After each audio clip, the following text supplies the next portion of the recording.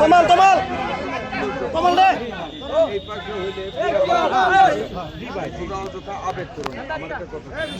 একটা জিনিস সরকারের খুব সুন্দর একটা বৃদ্ধি হবে এটাই আচ্ছা তোমরা এই বাইক কো জায়গা সরা